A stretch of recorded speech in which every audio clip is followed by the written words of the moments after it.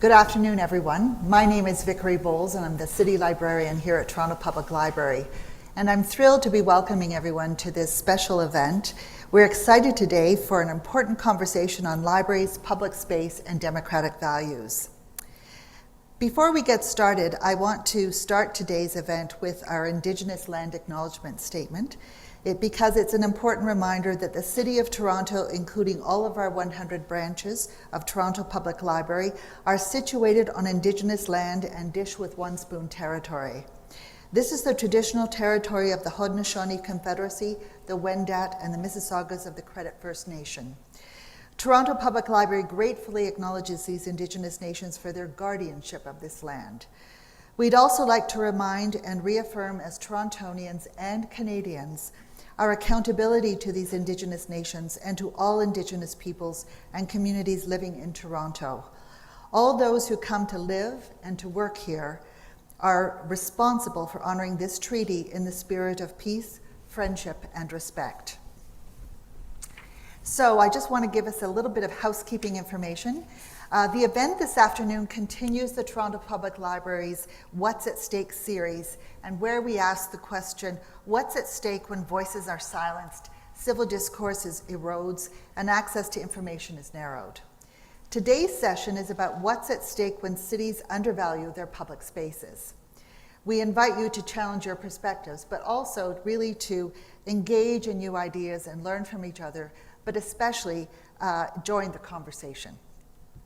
And on that note, I'm going to take time just to tell you a little bit that we'll be taking your questions at the end of today's session. And we're excited that in addition to those of you who are here in the Jack Rabinovich Reading Room, we have over 300 people registered for today's event online, and so joining us remotely. So welcome to everyone. For those of you who are joining remotely, you can enter your questions into the Q&A box, which is on your screen. And we invite you to use the chat feature because we'd like to know where you're joining us from. So we have a very special guest here with us today, Tommi Laitio. Tommi is an award-winning leader and strategist on cities, partnerships, and public spaces. He was the inaugural Bloomberg Public Innovation Fellow at Johns Hopkins University, and that was based on his innovative leadership in the City of Helsinki's arts and culture, sports, public library, and youth services. Tommi joins us today. He's from Los Angeles, where he's situated now, and that's where he works as an urban strategist for public institutions all around the globe. So welcome, Tommi. Thank you so much. It's really fun to be here and also having a conversation with you. I've admired your thinking around this subject so much. Oh, well, thank you so much. Anyway, I'm just going to start off because I'll start off by saying that we are living in such a complex world. The urban environment has so many challenges and issues that we all have to face. And I'm just wondering, how are libraries contributing to the social fabric of urban environments, especially in diverse cities? So I spent nearly a decade in city government overseeing libraries as part of my portfolio, and then was invited to this 2-year fellowship to spend time on understanding the future of public services. And I decided to focus on parks and public libraries, partly because those are places that also made me who I am. I would be a very different person without libraries.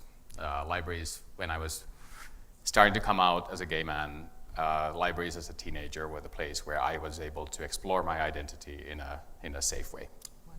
And in Helsinki, I saw what a investment to a new central library can really do to a city, where the library is now one of the main symbols of the city. It's like a daily reminder of people of who we can be when we are at our best. And you were in Helsinki when OD opened. Yeah, I was in charge of the division that includes the library. Yes, that's wonderful. It's a huge achievement. And Helsinki is a cold city, a lot of Canadian cities. Like Toronto. Yeah. And you have, on a freezing day, you have on a freezing opening weekend, you have 50,000 people showing up because they are feeling like they really belongs to them and it was created with them. So over the last 2 years, I've tried to understand how that experience from one particular place relates to places elsewhere. So I've had this incredible opportunity to see libraries around the world. And I think there's like two main ways I think that libraries are contributing to their cities. The first one is building an opportunity for everyone to be a somebody. Right. To building a sense of self. Right. To take your life forward, to turn your life around, to start a life, to explore new ideas from here and far. And I think that's kind of the part that we understand. I think there's a very strong tradition around that for libraries. But I think what we are discussing today is what I would call then the notion of convivencia. Right. So the ability to live with others. And I think that's what I've spent the last couple of years understanding. What does the library actually do to our ability to live with others? Yes. And I think libraries are the best places in our cities for learning to live with others. So you've worked on Convivencia for so long, many years. How could you elaborate a bit on how that contributes to the role of libraries and our role in managing our public spaces? So it started from, so my research question during my fellowship was like how you develop public libraries and parks in partnership with other organizations and the local communities. And cities are messy, complex. And I wanted to understand like how can we make sense of the messiness, and how can people feel a sense of self, a sense of place, a sense of theirs in a city. Most of our cities are too complex and too large for us to comprehend. Like I live in Los Angeles at the moment, which has 18 million people. There's no way that you can actually get a sense of the whole city. And I stumbled into this notion of convivencia, which is a Spanish word for the ability to convene with others, right, and to coexist with others. It builds on this notion of, it comes from Latin, like most words, right, convivir, to live with. In my interviews, one of my favorite quotes on convivencia, and I think which makes it easily understandable to people, is one of my interviews said that convivencia is like coming together for the annual celebrations like Christmas with your larger family. Yes. You want to spend time with them, you've traveled far, but you are like conscious that you're going to be sitting next to that uncle who has strange opinions. Yes. And we've all experienced that. How do I hold on to who I am? Yes. And make room for others? Yes. I love these people, I care for these people. How can I be able to coexist with them, holding on to my sense of self, but also creating the room for that for others? So in my understanding, convivencia is this like space between harmony and open conflict. Right. Where wonderful things happen, but also right, where negotiation is needed. Right.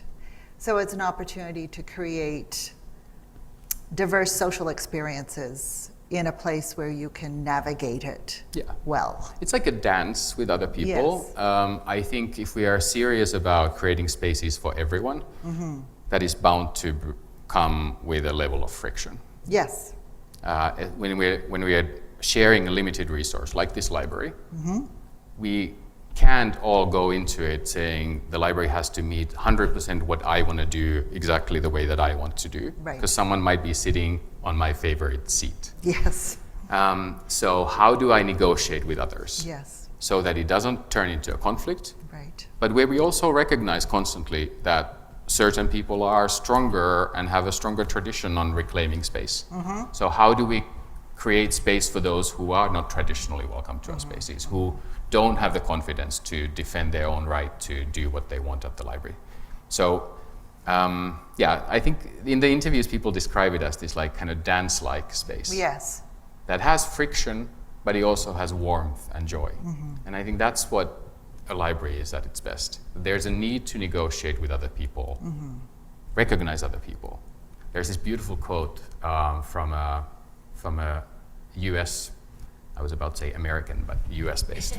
I've learned. Poet, Natalie Handel, she writes about convivencia. Right. And she wrote, when a wind is a guest in your house, make sure the windows are open so it doesn't take everyone with it. So it's this like flexibility and Yes. ease. It's not saying that always coexisting with other people is easy, but being at ease with it, feeling like you are respected, you are seen, you have the skills to negotiate, and having the flexibility to open up and in a way be open to the world. And I think it also leads, you know, I talked about social cohesion, but it also leads to empathy too, because being exposed to diverse social contexts, I think leads to empathy. It can also, there is friction, as you say, but the way you navigate it can help develop your sense of empathy and understanding. There's this beautiful article, if you can call sociological research beautiful, that I do.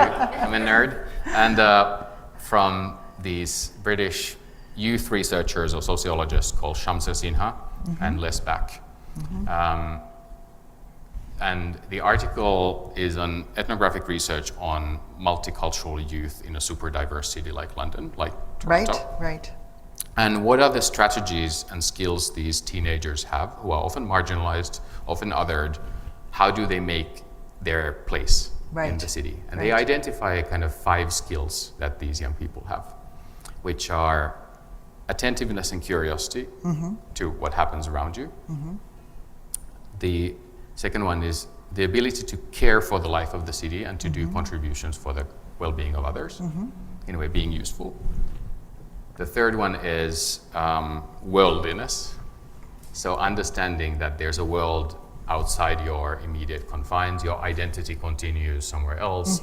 You might be Sudanese, but you're also from London. You know, your world is more complex than just your immediate surroundings. Right. And you're able to tap into those resources. The fourth one is, they call it the aversion to the pleasures of hating. So the ability to deal with situations that are unexpected, surprising, maybe unpleasant, recognizing that in those moments, hating is a very attractive emotion. Yes. Hating makes us feel powerful, makes us push someone else aside. But actually, what are the ways that you can deal with that unpleasantness and turn that into something more constructive? And then the last one, which I think is really powerful, they call it making a home in a broken world. Wow. That is So powerful. recognizing that you don't live in a perfect society. That's right. You don't have all the resources that you would want to have, but still being able to feel hopeful, being able to feel home. And I think we have, when we think about our cities, I think we have a lot to learn from like marginalized communities, Yes. like non-white young people in predominantly white cities. I mean, as a gay man, I know the first one, attentiveness and curiosity, is the ability to read a room. Yes, that's As in, right. like, is this a safe space or not? Yes. Can I be myself, or do I have to like be more masculine and lower my voice? Yes. Yeah. Yeah. And I think we all start needing those skills when we are living in more complex societies. Society, yeah. Oh, that's really interesting. Are there examples of libraries around the world that have successfully fostered some of the inclusivity and community that you're talking about? I think making people seen is a big part. I know you have done indigenous placemaking here. I've seen some of the work that's, for instance, Calgary Public Library has done. Right. And like making people seen and people's identities seen in the space, I think is really great. Canadian examples are the first ones that come to mind. Edmonton is another one. Yes. Where I think they are able to balance beautifully between talking about issues like imagination in a way that we all have the right to imagination, with like washroom attendants to make sure that the use of washrooms is safe. So it's not like we're not choosing between safety measures and all this beautiful fun thing like imagination. We have to be able to do both. Yes. And both safety and imagination belong to everyone at the library. In Helsinki's Central Library, we have this main staircase, called like a DNA staircase that goes through the building. It has this public art piece on it from Otto Karvonen, who's a Finnish artist. It's called Dedication.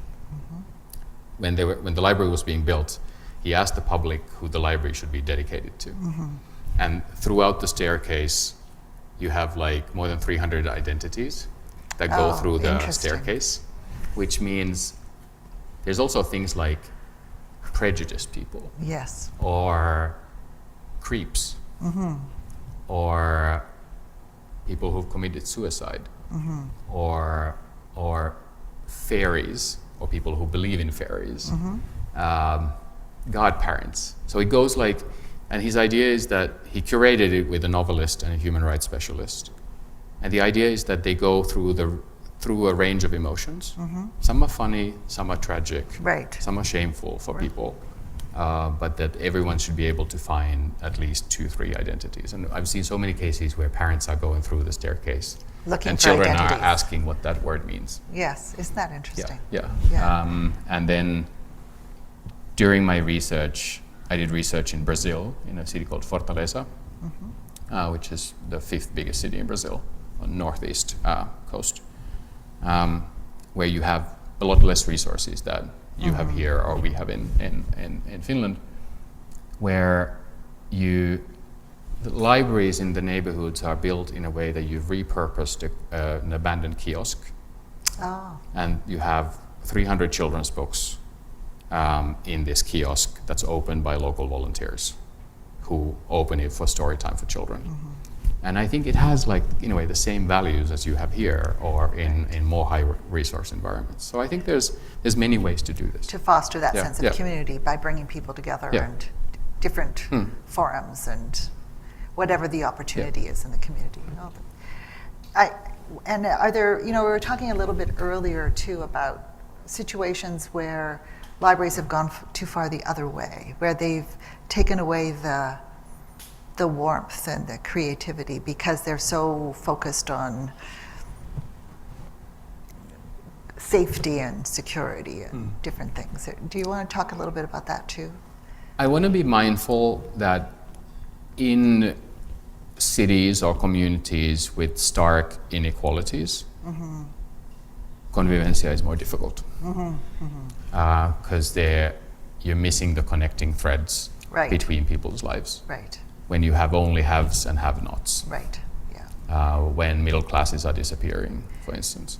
But I've seen quite a few library spaces where all the joy and play and warmth and wonder and arts are lacking. Softness is lacking. Lacking, yeah. Because you've invested in surfaces that are easy to clean. And like the library kind of becomes this like transactional bookstore, free of charge bookstore, where there's like, I think libraries need this kind of, there has to be a reason that we come to this space Right, rather than just in a way to collect an item or we don't have anywhere else to go. right. So there has to be an element of elevation and cultivation in the library space. And I don't think it's always a question of resources. No. So building on that, what do you think the key elements are in terms of building a library that's inclusive and welcoming? I think representation, Representation, is a yeah. big thing, that you see yourself seen. Yes. Whether it's in collections, whether it's public art, whether it's in staff, yeah, whether it's in programming. Yes. If you are a middle-aged man into cars, Yes. does the library offer anything to you? Yes. Yeah. Yeah. That's a good question. And I think representation is a big thing. I think that element of being welcomed into something that goes beyond your immediate needs, that you have the right to beauty, you have the right to play.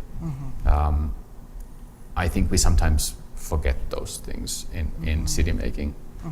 I had yesterday here in Toronto, and I went to see the Bentway, Yes. which was amazing.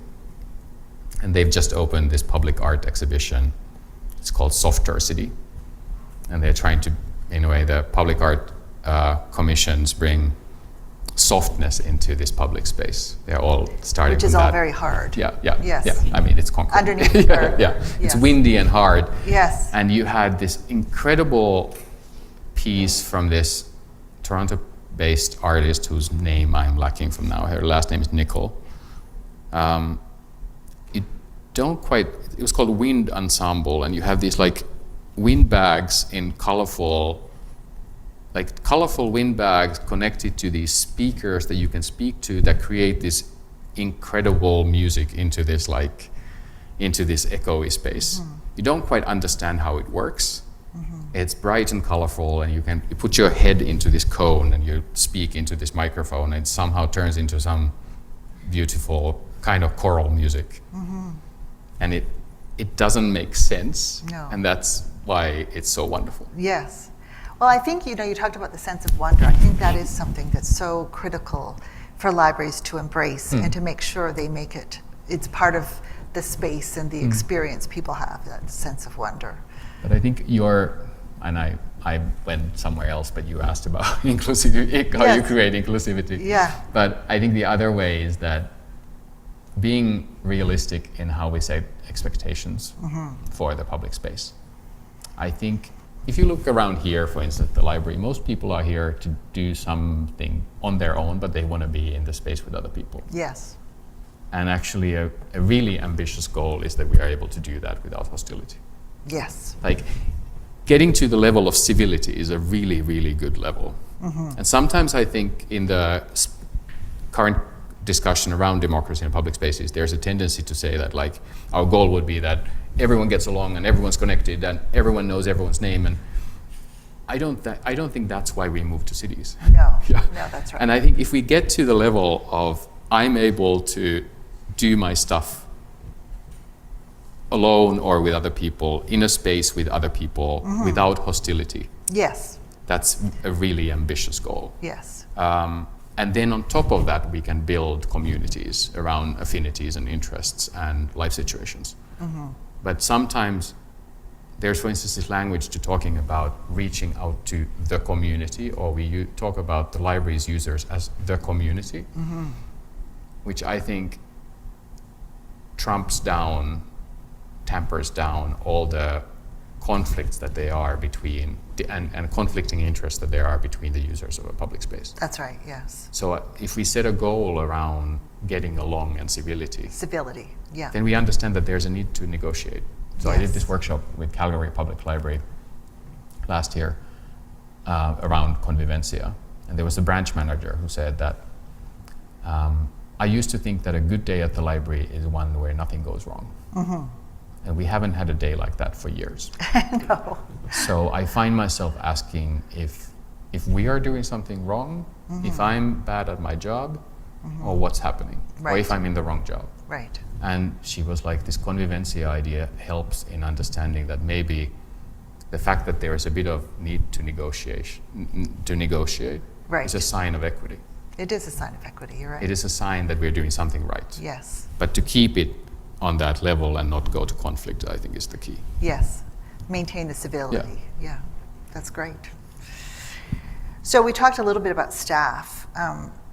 What do you think the role of staff are in playing in creating and maintaining an inclusive environment, and how they can be supported in that effort?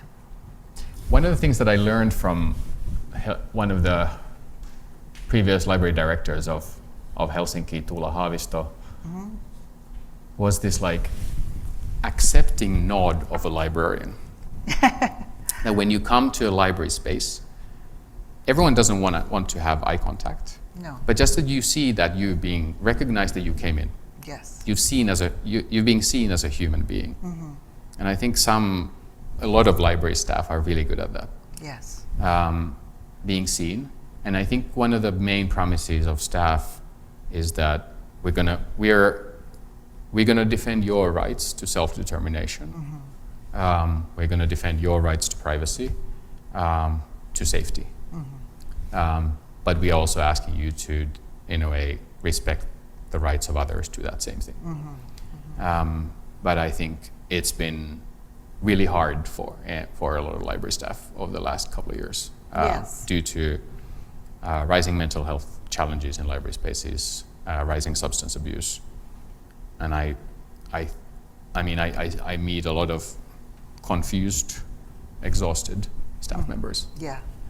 And I think there's a need to do intentional talent development around how we talk within teams about how we're feeling, Yes. how we process traumatic situations, how we are better in asking for help and that not being a sign of weakness. Weakness, yes. And I'm writing this newsletter on Convivencia, and I did, for my next one, I did an interview with the Los Angeles Public Library has this office called Library Experience Office Yes. that focuses on equity and safety of staff and patrons. And they said one of the main things they do is that when something traumatic happens at the library, like you witness someone dying at the library, or someone having an overdose, or someone having a psychotic episode, that someone calls you. That you don't have to ask for help. Right. Someone calls you. Right. And they were like, you get so far by just saying, I'm sorry you had to go through that. And we're here if you want to talk. Yes. And I think we need that sort of processes. One of the things that I've been really impressed by when it comes to Helsinki, the Central Library is managed on this principle of like shared governance. Yes. So the team is divided into, they call them development teams. The staff is divided to these development teams that make decisions. But it's managers don't make decisions. Teams make decisions on the services that are being provided. And the big learning there was about how to ask for help. Yes. Yeah. Yeah. Yeah. How to keep colleagues informed. Yes. Yeah. No, I think that's a really important concept to think about deeply, and how it applies in your own environment and what you can do to make people feel better about asking for help, for sure. Yeah, no, I agree. And I mean, it puts us in a very vulnerable place, often asking for help. Like, it might be a dumb example, but like I notice it now when I'm writing about Convivencia, and I find myself capturing this idea that I have to get this argument completely ready before I can share it with anyone, because I might come across as a fool. I don't think so, Tom. And then I shared this draft with some people who I really value, Yes. who are like critical but friends. Right. And like how you don't let your ego get in the way of asking for help. Yes. No, that's Super right. difficult. It is Yeah, difficult. yeah. No, it is. The other thing about staff too, I think, is and I think this came through during COVID too, when we were trying to provide service and connect with people at a time when it was very difficult because the public space wasn't available. And I think it was hard for staff because there were so many people who would come, and they may be the first person the staff person may be the first person that they've spoken to all day, because they've been alone and they've been isolated, and the staff then have to, perform in terms of, the empathy and the consideration that's required for that individual, while at the same time you've got all these other demands on you too. I think I saw that too, and noticed it during COVID, was because it was such a challenging time anyway, but then on top of that, the public space wasn't available, and yet we're trying to deliver service, and people were just so lonely because of their lack of social connection. But the library staff provided that connection for them. So yeah, I think both of us attended this meeting of North American library CEOs and city librarians last week around homelessness and libraries. And what really stuck with me from that conversation is that a lot of the CEOs and city librarians were worried about what is the impact of staff seeing like a humanitarian crisis every single day at your workplace? Like, what is the trauma that you take from that? And you're trying to do your best. They were saying like you have staff members who go, break organizational protocols by buying socks and toothbrushes to people. Yes. Like, what is enough? Right, right. And how can you, so I think that you have to find ways to bring those experiences of joy and achievement and fun into that work as well. And wonder. Yeah. I'd like to talk a little bit about collaboration and partnerships and how libraries could and should collaborate with other public institutions to promote social cohesion and inclusive. And it could be parks and recreation or any other public institution. I think parks are the obvious Yes. one. And I've been surprised in my research. So I did research in North America, in Brazil, and in the Netherlands, how seldom there are existing collaboration between libraries and parks. And parks. Whereas I think, but I've also been like enthusiastic of seeing now when you look at new library designs, Yes. that like this clear division between inside space and outside space is breaking. Like you have libraries that are kind of extending outside and you have parks that have more indoor space and so on. So I think, for instance, when you think about homelessness, libraries and parks are in the forefronts of this crisis. So I think there's a lot to learn there. Both can teach something to the other. So the organization that I led in Helsinki included sports parks and libraries and so on. So we noticed that there was a lot of things that a library staff could teach to youth workers or parks and rec staff, and then vice versa. So I think cities would benefit from building a stronger united front around public spaces. Right, right, with parks and libraries in particular. Yeah. There's a risk sometimes that both of these services are underfunded. Yes. So you see the other one as a competitor. Yes. And you feel like money that would go to the library would be away from the parks. Right. And that's not. No, I agree. Yeah. No, that's great. Yeah.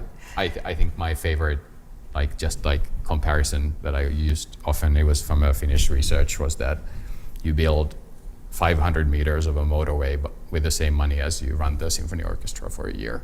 So like money that's small pocket money in like urban planning or social health or public works is big money for public spaces. Right, right. No, absolutely. Something I get asked about more often than I'd like is getting asked about why do we need physical public space, with libraries? In the digital world, why do we need the physical space for the bricks and mortar? It's so costly and everything's digital now. And so could you talk about why you think physical library space remains critical to the well-being of communities and individuals, especially in cities? I think we need the three-dimensional experience with other people to remember that they are as complex as we are. I think if we only meet other people through their online engagement, we see them as opinions. Yes. Yeah. And we easily see them as being on our side or the other side, and it's so much easier online to dehumanize another person than in person. Yeah, Like, we've seen that in social media all the time. Yeah. Yeah. No, that's true. And I think it's easier to offer simple solutions to complex urban problems if you'd never see the people who are affected by that. Yes. I try to do this thing quite often in Los Angeles where I take public transport. It's not as easy as here. And just seeing people who are doing, like, you understand your own privilege, Yes. but also thinking about like how could we make this space work and understanding that it's not as simple as we have to set certain limits for behavior, whether it's in libraries, parks, or buses or trams, while recognizing the reasons behind some of the behavior that comes across as threatening to other people. But I think if we don't meet people in the same space, we miss a lot of the opportunities to understand that they are as complex as we are. Yeah, I agree. I think we also found that during COVID again, you know, when we weren't meeting our public, but we weren't meeting each other either, because we weren't allowed to get together for meetings, so we had these online meetings. And the discussions we had weren't nearly, you know, and then when we had the opportunity to come together again and meet in person, it just seemed like our discussions were much more complex and fruitful, because there was just more opportunity to explore ideas and to talk to each other and understand what the other was saying. I think that miscommunication, it's so much easier for miscommunication to happen when you're just operating in a digital environment as opposed to in person. I think it's important that we don't think that it's a choice between one or the other. No. Because online engagement, for instance, a lot of parents with small children, Right. they were not able to attend town halls in the evening, No, but they that's are right. able to put that in a way, Teams meeting on while they're making food for kids at home. And we wouldn't have 300 people engaged in a Yeah, session yeah, today in yeah, the middle yeah, of the yeah, day yeah, if it wasn't yeah, for the online yeah, environment. No, yeah. absolutely. No, but I agree. Yeah. I think online is really great for learning. It's great for sharing information. And I think we are getting much more sophisticated also in the way of having dialogue. I'm hopeful about that. Yes, no, I agree. But the physical space is still so important for people to come together and there aren't many public spaces left. Yeah.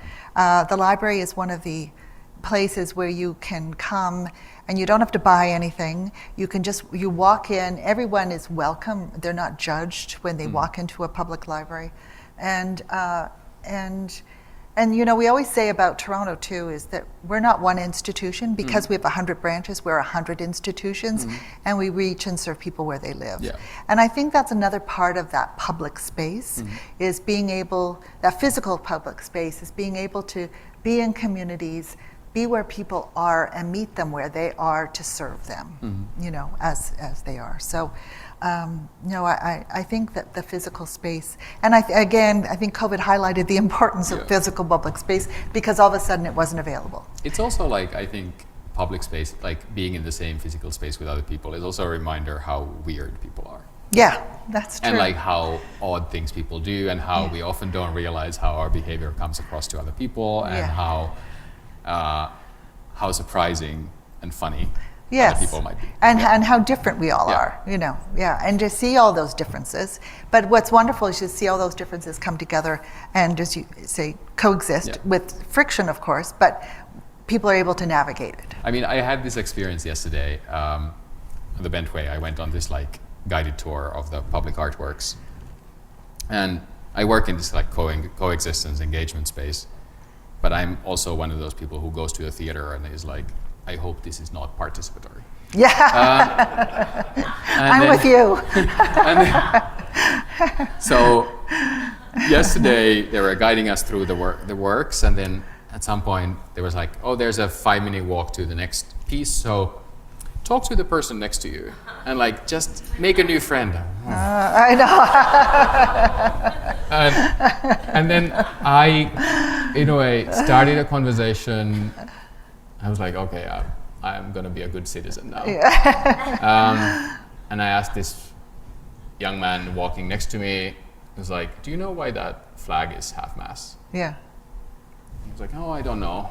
And then he was what brought you here? And then we started talking about that. And then in 5 minutes, we were talking about how queer people in their 30s and 40s find communities when they are not created through studies when you move to a new city.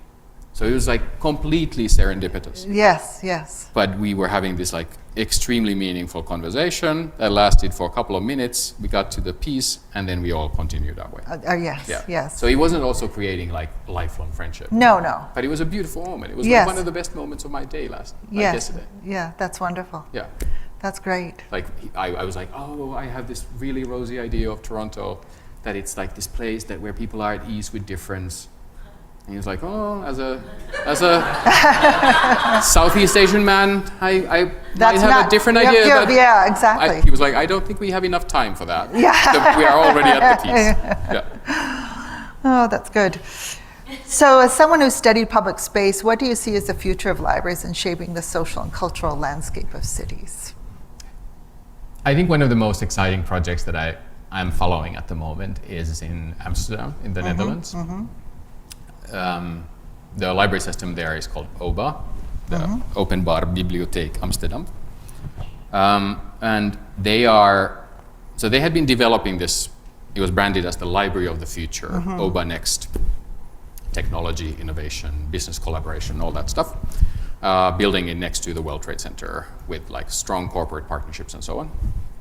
Then they had local elections, 2022, and without consultation with the library, the city decided to move this library project from one neighborhood to another. Wow. Yeah, they had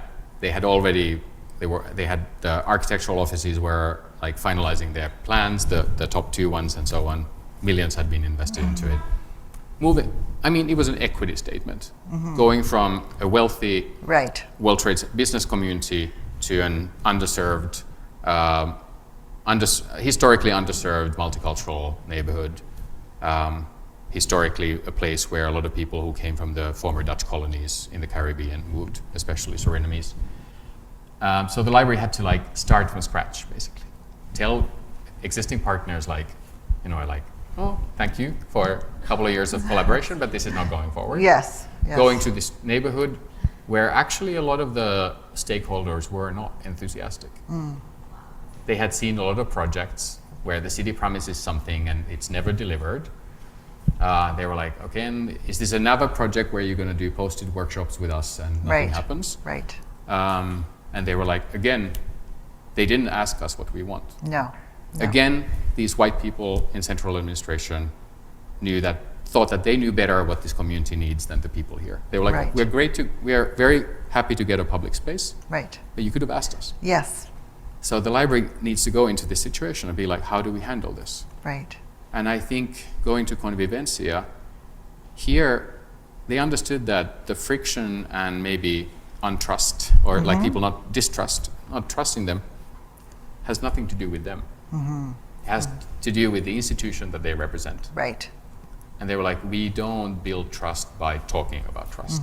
But they were talking about very openly with partners saying, I don't think you think that this project is going to go through. Right.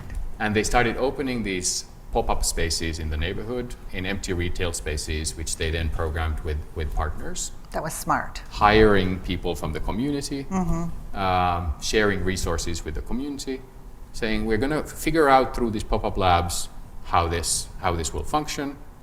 Now they've negotiated a collaboration with this organization called TUMO, which is a technology space for young people who want to get into tech. And they've been able to actually bring business partnerships, technology partnerships to a neighborhood where those haven't been the tradition. Right. So I think recognizing the friction that's imminent in a project like this, and then doing really practical work, working through it. To work through it and to build that trust. Yeah. And also it was a form of consultation, Yeah. because they got feedback on what works and what doesn't Yeah. work and what was needed in the community. Oh, that's wonderful. That's a great example. Yeah.